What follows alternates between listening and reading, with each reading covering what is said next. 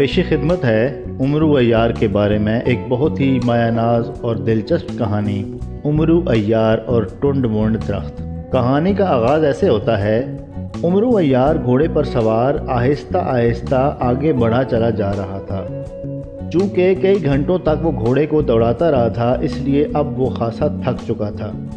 امرو نے جس شہر میں پہنچنا تھا وہ کچھ زیادہ دور بھی نہ رہ گیا تھا۔ امرو عیار سردار امیر حمزہ کے بڑے بیٹے شہزادہ اسد کے حکم پر ایک ضروری کام کے لیے ہمسایہ ملک جا رہا تھا۔ یہ ملک ابھی کافی دور تھا۔ امرو عیار جانتا تھا کہ وہاں پہنچتے پہنچتے اسے کئی روز لگ جائیں گے، اس لیے اسے کوئی جلدی بھی نہ تھی۔ وہ بس رات ہونے سے پہلے پہلے اس سرائے تک پہنچنا چاہتا تھا جو کہ آگے آنے والے شہر میں موجود تھی۔ اچانک امرو کو چیخنے کی آواز سنائی دی۔ امرو عیار یہ آواز سنتے ہی چونک پڑا۔ گھوڑے کے بھی کان کھڑے ہو گئے۔ چیخنے کی آواز ایک بار پھر سنائی دی تو گھوڑا بے اختیار ہنہنانے لگا۔ امرو عیار نے گھوڑے کا رخ اس طرف موڑ دیا جس طرف سے چیخ کی آواز آئی تھی۔ یہ آواز کسی عورت کی تھی۔ امرو نے گھوڑے کو ایڑ لگائی اور گھوڑا چیخ کی سمت میں دوڑنے لگا۔ گھوڑا اتنا تیز دوڑ رہا تھا جیسے وہ خود بھی اس مقام تک جلد از جلد پہنچنا چاہتا ہو جہاں سے چیخنے کی آوازیں آ رہی تھیں۔ جب امرو وہاں پہنچا تو یہ دیکھ کر حیران رہ گیا کہ وہاں بغیر پتوں کے درختوں کا ایک بڑا سا جنگل موجود تھا۔ ان درختوں کے درمیان پانی کی ایک بڑی سی جھیل بھی تھی جس کے کنارے پر بڑے بڑے پتوں والی جھاڑیاں تھیں، لیکن وہاں جتنے بھی درخت تھے وہ سب بغیر پتوں کے تھے۔ ایسے درختوں کو ٹنڈ منڈ درخت کہا جاتا ہے۔ اسی دوران درختوں کے پیچھے جھاڑیوں کے اندر سے عورت کے چیخنے کی آواز دوبارہ سنائی دی۔ امرو کو ایسے محسوس ہوا جیسے چیخنے والی لڑکی پانی کے اندر موجود ہو اور آہستہ آہستہ ڈوب رہی ہو۔ امرو جلدی سے گھوڑے سے اترا اور دوڑتا ہوا ٹنڈ منڈ جنگل میں موجود جھیل میں داخل ہو گیا۔ وہ جب پانی میں داخل ہوا تو پانی اس کے گھٹنوں سے ذرا نیچے تھا۔ وہ تیزی سے آگے بڑھتا چلا گیا، لیکن ابھی وہ تھوڑا ہی آگے گیا ہوگا کہ اسے اپنے پیٹھ پیچھے عورت کے چیخنے اور بیک وقت ہنسنے کی آواز سنائی دی۔ اسے یوں محسوس ہوا جیسے عورت ایک ہی وقت میں رو بھی رہی ہو اور ہنس بھی رہی ہو۔ وہ تیزی سے پلٹا اور اس کے ساتھ ہی جو کچھ اس نے دیکھا وہ حیرت سے بت کا بت بنا کھڑا رہ گیا۔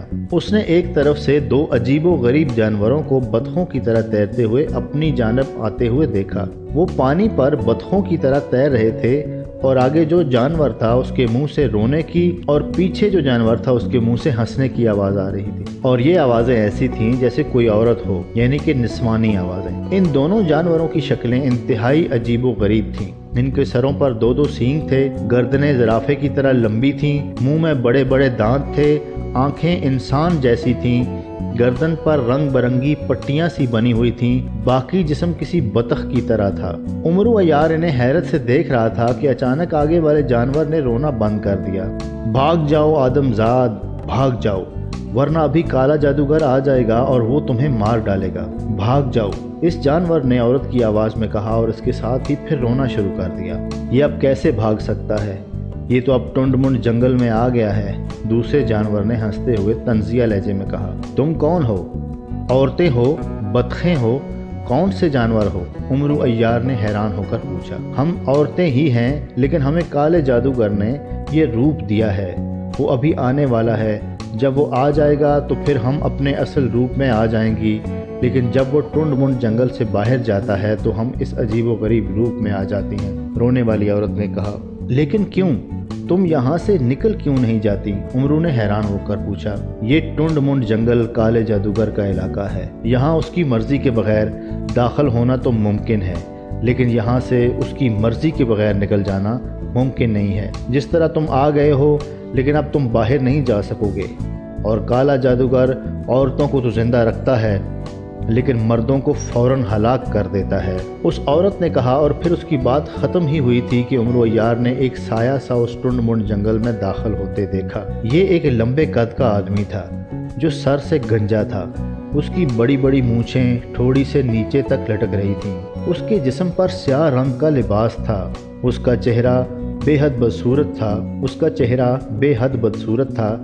وہ جیسے ہی اندر داخل ہوا वो दोनों अजीब व गरीब जानवर अचानक हसीन और जमील औरतों में तब्दील हो गए और इसके साथ ही उमरू ने देखा कि उसके घुटनों तक आने वाला पानी अचानक गायब हो चुका है और टुंड मुंड जंगल के बगैर पत्तों वाले दरख्त एक दूसरे से इस तरह मिल गए हैं कि चारों तरफ स्याह रंग की दीवार सी बन गई है। तुम कौन हो, तुम कौन हो और यहाँ कैसे आ गए? काले जादूगर ने उमरू यार को अपने सामने देखा तो इंतहाई गुस्सीले लहजे में कहा, ये परदेसी है काले जादूगर, इसे मत मारो, हम तुम्हारे आगे मिन्नत करती हैं। दोनों औरतों ने कहा और फिर उससे पहले कि काला जादूगर उनकी बात का कोई जवाब देता, अचानक इधर उधर से 10-12 और औरतें भी आ गईं और वो सब मिलकर काले जादूगर की मिन्नत करने लगीं। नहीं, ये मेरा उसूल है, यहाँ सिवाय मेरे और कोई मर्द जिंदा नहीं रह सकता, काले जादूगर ने इंतहाई गुस्सीले लहजे में कहा और इसके साथ ही उसने अचानक अपना हाथ लिबास में डाला और जब उसका हाथ बाहर आया तो उसके हाथ में एक तेज धार खंजर था।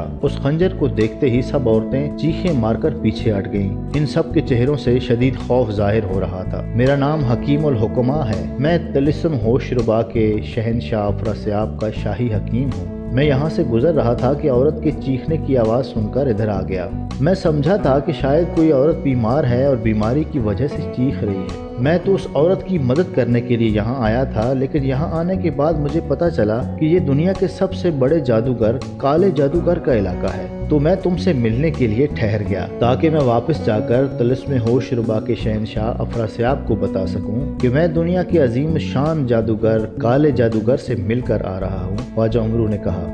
ख्वाजा उमरू ने ये बात अय्यारी की चाल चलते हुए कही थी ताकि किसी भी तरह से वो खुद भी उसके चुंगल से बच जाए और वो औरतें जो बेचारी उसके गैज़ व गज़ब का शिकार हो रही थीं उनको भी बचाया जा सके। तुमने जो कुछ कहा है वो दुरुस्त होगा, लेकिन मेरा असूल है कि यहाँ से कोई मर्द जिंदा बाहर नहीं जा सकता, इसलिए तुम्हें मौत को अपने गले लगाना पड़ेगा, काले जादूगर ने मुंह बनाते हुए कहा और उमरू की खुशामद और तारीफ करने की अयारी की चाल में ना फंसा। ठीक है, तुम अपने असूल पर ज़रूर अमल करो, मैं तुम्हें मना नहीं करता।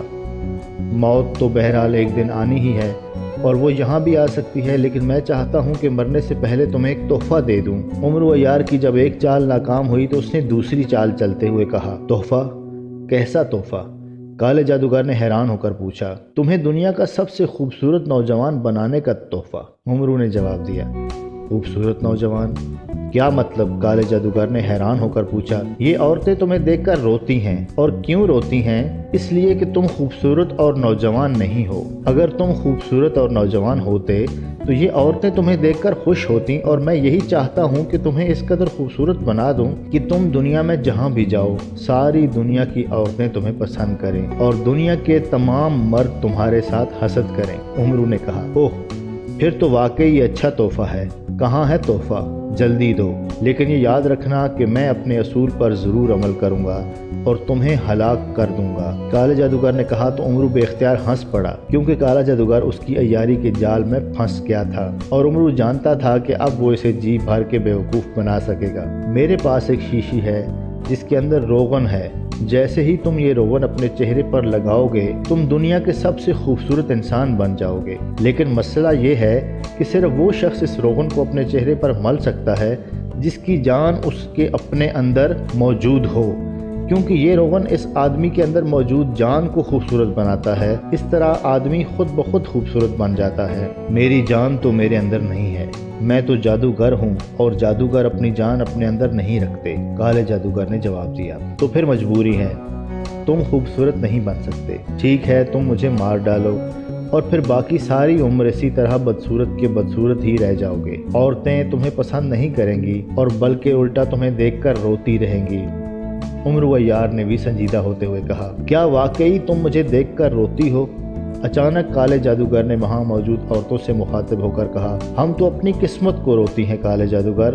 उन औरतों ने यकजुबान होकर कहा, देखा तुमने, अब तो तुम्हें मालूम हो गया कि इनकी किस्मत खराब है कि तुम जैसे बदसूरत शख्स से इनका वास्ता पड़ा है। अगर ये खूबसूरत आदमी के कब्जे में होती तो आज अपनी किस्मत पर रश्क करती। उमरू ने फौरन ही बात को आगे बढ़ाते हुए कहा, ठीक है, अब मुझे तुम्हारी बात पर यकीन आ गया है, लेकिन मैं अपनी जान अपने अंदर ले तो आऊं, मगर इस तरह मेरा जादू इंतहाई कमज़ोर हो जाएगा। ये टुंड मुंड जंगल जो मेरे जादू का जंगल है, जादू के कमज़ोर होते ही गायब हो जाएगा और ये औरतें भाग जाने में कामयाब हो जाएंगी। پھر میں کیا کروں گا؟ کالے جادوگر نے کہا۔ تو کیا ہوا؟ جب تم خوبصورت ہو جاؤ گے تو پھر اپنی جان کسی اور چیز میں رکھ لینا۔ ٹنڈ منڈ جنگل دوبارہ بن جائے گا اور ان جیسی ہزاروں عورتیں تمہاری خوبصورتی کو دیکھ کر خود بخود تمہارے پاس آ جائیں گی۔ لیکن ایک بات تو بتاؤ، مجھے اچانک اس بات کا خیال آیا ہے کہ تم امیر جادوگر ہو یا غریب جادوگر؟ عمرو عیار نے کہا۔ اسے اچانک ہی خیال آیا تھا کہ اس نے کالے جادوگر سے یہ تو پوچھا ہی نہیں کہ اس کے پاس کوئی خزانہ بھی ہے کہ نہیں۔ امیر یا غریب کیا مطلب؟ میں سمجھا نہیں تمہاری بات، کالے جادوگر نے حیران ہو کر پوچھا۔ اس لیے کہ اگر تم امیر جادوگر ہو اور تمہارے پاس جہاں خزانہ موجود ہے تو پھر تم بے حد خوبصورت بن جاؤ گے، اور اگر تم غریب جادوگر ہو تو پھر تھوڑے سے خوبصورت بنو گے۔ عمرو عیار نے بات بنائی۔ میرے پاس خزانہ موجود ہے، دکھاؤں تمہیں؟ کالے جادوگر نے کہا۔ نہیں نہیں، بعد میں دیکھ لوں گا، مجھے تمہاری بات پر ہی یقین ہے، عمرو نے کہا، کیونکہ وہ ان جادوگروں کی فطرت کو اچھی طرح سمجھتا تھا کہ اگر اس نے خزانہ دیکھنے کا اشتیاق ظاہر کیا تو یہ فوراً مشکوک ہو جائے گا، اور اگر اس نے انکار کیا تو پھر یہ زبردستی دکھائے گا، اس لیے اس نے جان بوجھ کر انکار کر دیا تھا۔ نہیں، میں ضرور دکھاؤں گا، عمرو عیار کی توقع کے عین مطابق کالے جادوگر نے کہا۔ اس نے دونوں ہاتھ فضا میں اٹھائے تو عمرو کے سامنے 10 صندوق نمودار ہو گئے، جن کے ڈھکن اٹھے ہوئے تھے اور یہ سب ہیرے جواہرات سے بھرے ہوئے تھے۔ انہیں دیکھ کر عمرو خوشی سے اچھل پڑا۔ ٹھیک ہے، اب جلدی سے اپنی جان اپنے اندر ڈالو تاکہ میں تمہیں انتہائی خوبصورت بنا دوں، عمرو عیار نے بے چین سے لہجے میں کہا، کیونکہ اب وہ چاہتا تھا کہ جلد از جلد کالے جادوگر کا خاتمہ کر کے اس کے خزانے پر قبضہ کر لے۔ میں ابھی اپنی جان کو اپنے اندر لے آتا ہوں، کالے جادوگر نے کہا، اور اس کے ساتھ ہی اس نے دونوں ہاتھ فضا میں اٹھائے اور کوئی منتر پڑھا تو آسمان پر دھواں سا پھیلتا چلا گیا۔ چند لمحوں تک یہ دھواں کالے جادوگر کے گرد پھیلا رہا، پھر اس کے جسم کے اندر غائب ہو گیا۔ میری جان میرے اندر آ گئی ہے، جلدی سے وہ روغن دو، کالے جادوگر نے کہا تو عمرو عیار نے اس بات میں سر ہلاتے ہوئے زنبیل میں ہاتھ ڈالا اور خنجر سلیمانی نکال کر اس نے بجلی کی سی تیزی سے کالے جادوگر کے سینے میں اتار دیا۔ خنجر لگتے ہی کالا جادوگر چیختا ہوا نیچے گرا، اور چونکہ اس کی جان اس کے اندر تھی اس لیے چند ہی لمحے تڑپنے کے بعد ساکت ہو گیا، اور اس کے مرتے ہی ایک بار پھر ہر طرف دھواں پھیل گیا اور کالے جادوگر کی روتی ہوئی آواز سنائی دی، میرا نام کالا جادوگر تھا، میں ٹنڈ منڈ جنگل کا مالک تھا، مجھے عمرو عیار نے اپنی عیاری سے مار ڈالا۔ اس کے ساتھ ہی دھواں غائب ہو گیا تو عمرو نے دیکھا کہ وہاں صرف خزانے کے صندوق پڑے ہیں، نہ ٹنڈ منڈ جنگل تھا اور نہ وہ عورتیں۔ وہ عورتیں یقیناً جادو کے ختم ہوتے ہی خود بخود اپنے گھروں میں پہنچ گئی تھیں۔ عمرو عیار نے جلدی سے صندوقوں میں موجود تمام جواہرات کو اپنی زنبیل میں ڈالا اور پھر خوشی سے اچھلتا ہوا اپنے گھوڑے کی تلاش میں چل پڑا۔ وہ خوش تھا کہ اس نے کالے جادوگر کو مار کر عورتوں کو آزاد بھی کروا دیا اور اس کے بدلے میں اس کو بہت بڑا خزانہ بھی مل گیا۔